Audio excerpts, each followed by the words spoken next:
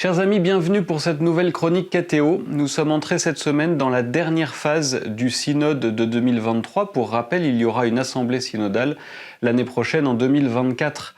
Alors je sais bien qu'entre ceux qui sont dans l'ignorance ou dans la lassitude de ce grand débat de l'Église, plusieurs attitudes spirituelles peuvent nous guetter, mais je souhaiterais nous inviter à une forme d'action de grâce. Action de grâce, d'une part, parce que le synode aura véritablement pris le temps. 3 semaines, c'est extrêmement long. Les membres du synode sont très fatigués. Et ce synode aura pris le temps d'aller au fond des choses et de débattre de sujets cruciaux pour la vie de l'Église. Alors je vous le disais, il pourrait y avoir une forme de lassitude et même certaines déceptions qui vont suivre ce synode.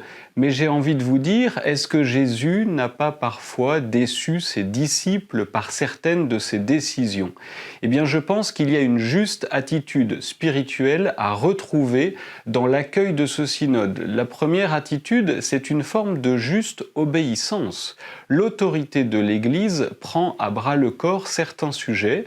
Les pères synodaux et les mères synodales ont dû donner leur avis sur tous ces sujets. Est-ce que, d'un point de vue légitime, nous allons accepter ce qui va ressortir des débats de ce synode? C'est une vraie question spirituelle, ça n'est pas qu'une question d'obéissance ou une question de droit.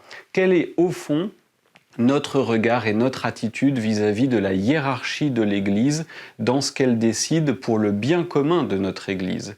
Et puis ensuite, un autre point m'a fait réfléchir, c'est l'évangile de dimanche dernier. Dimanche dernier, vous vous souvenez, certains pharisiens ont envoyé quelques-uns des leurs pour prendre au piège Jésus. Et bien là aussi, dans tous nos débats ecclésiastiques, il peut y avoir ce risque de vouloir prendre au piège ceux et celles avec qui nous discutons, voire peut-être prendre au piège le pape lui-même. Frères et sœurs, dans la situation dans laquelle nous sommes, les crises de l'Église, la paix dans le monde stilement fragilisée, je pense que l'Église doit retrouver une forme d'unité et éviter de nous crisper et de nous diviser pour des sujets qui parfois n'ont pas tellement d'importance dans les siècles à venir. Là aussi, il y a une véritable attitude spirituelle à retrouver, celle du temps long, celle du royaume que nous attendons.